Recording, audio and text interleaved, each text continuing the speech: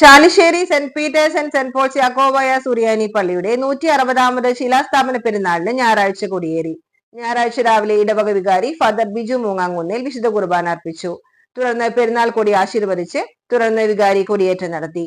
AD 1865 പരിശുദ്ധ അന്ത്യോക്യ സിംഹാസന പ്രതിനിധിയായ പരിശുദ്ധ Yuyakim more Coorilos ബാവായാണ് more പത്രോസ് more പൗലോസ് ലീഹന്മാരുടെ നാമധേയത്തിൽ പള്ളി സ്ഥാപിച്ചത്.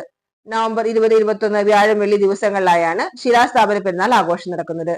വ്യാഴാഴ്ച വൈകിട്ട് 6:30 സന്ധ്യാപ്രാർത്ഥന, തുടർന്ന് അങ്ങാടി ചുറ്റിയുള്ള പെരുന്നാൾ പ്രദക്ഷിണം, ആശീർവാദം എന്നിവ ഉണ്ടാകും. രാത്രി 9 തലയെടുപ്പുള്ള ഗജവീരന്മാരുടെ അകമ്പടിയോടെ കേരളത്തിലെ പേരുകേട്ട വാദ്യ കലാകാരന്മാരെ അണിനിരത്തി പ്രാദേശിക പെരുന്നാൾ ആഘോഷങ്ങൾ ആരംഭിച്ച് പുലർച്ചെ പള്ളിയിൽ സമാപിക്കും.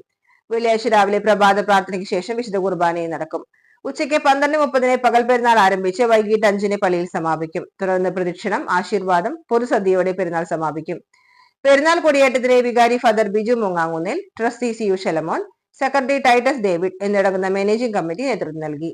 പെരുന്നാൾ 2 ദിവസങ്ങളിൽ വെൽ ന്യൂസിൽ തത്സമയം സംപ്രേഷണം ചെയ്യും.